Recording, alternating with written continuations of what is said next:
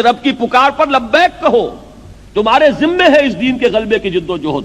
یہ سب کچھ سن کر اعراض نہ کرو، پیٹھ نہ دکھاؤ، منہ نہ موڑ لو، بلکہ یہ کہ اپنے رب کی پکار پر لبیک کہو، حاضر ہو جاؤ۔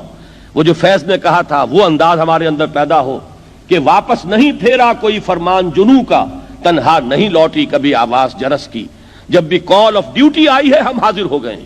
تو اللہ تمہیں پکار رہا ہے، تمہارا خالق اور تمہارا مالک، کہ اس کے دین کی اقامت کے لیے اپنے آپ کو لگا دو۔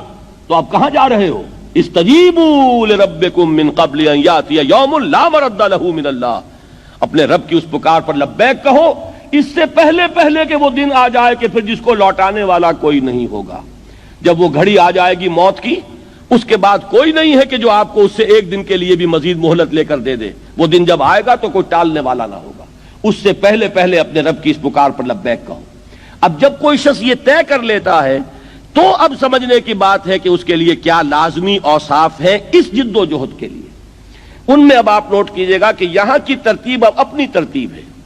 سورہ مومنون کی آیات میں نے پڑھ کر سنائی، اول بھی نماز آخر بھی نماز، یہاں وہ بات نہیں ہے۔ سورہ معارج میں اول نماز آخر نماز، یہاں وہ بات نہیں ہے۔ یہاں جو ہے ترتیب بدل گئی ہے۔ کیوں بدل گئی ہے؟ کہ موضوع بدل گیا ہے۔ یہ اقامت دین کی جد و جہد کے جو لازمی اوصاف ہیں وہ موضوع ہے یہاں پر، انفرادی سیرت و کردار کے اوصاف نہیں ہیں، اور اس اعتبار سے ترتیب بدل جائے گی۔ پہلی بات، فما اوتیتم من شیء فمتاع الحیات الدنیا وما عند اللہ خیر وابقى للذین آمنوا وعلی ربہم یتوکلون۔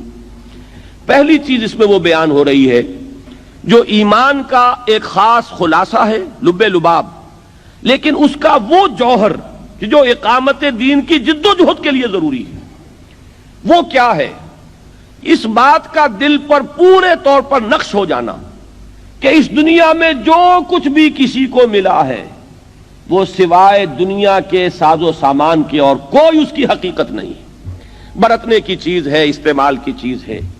اگر کہیں دنیا کی کسی شے کے لیے نگاہوں کے اندر کوئی قدر، اس کی کوئی عظمت، اس کی کوئی محبت، اس کے لیے کوئی طلب، اگر یہ چیز پیدا ہو جائے تو اقامت دین کی جد و جہد کی طرف پہلا قدم بھی نہیں اٹھے گا۔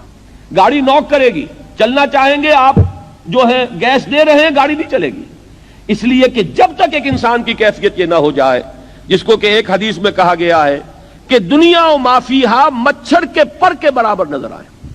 یہ بات جو حضور نے استعمال فرمائی کہ اللہ کی نگاہ میں اس دنیا و ما فیہا کی حیثیت مچھر کے پر کے برابر بھی نہیں ہے، اگر ہوتی تو وہ کسی کافر کو یہاں سے ایک گھونٹ پانی کا بھی نہ دیتا۔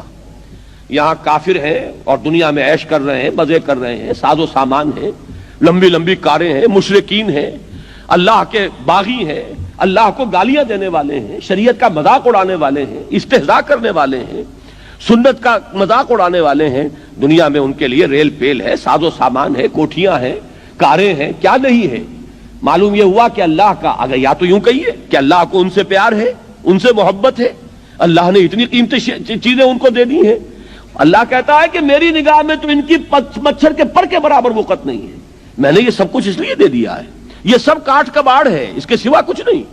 یہ تو تمہاری اپنی جو ہے ویلیو سٹرکچر تمہارا ہے، تمہاری نگاہوں میں ان شے کی جو ہے ان اشیاء کی عظمت ہے، ہماری نگاہوں میں ان کی کوئی قدر و قیمت نہیں۔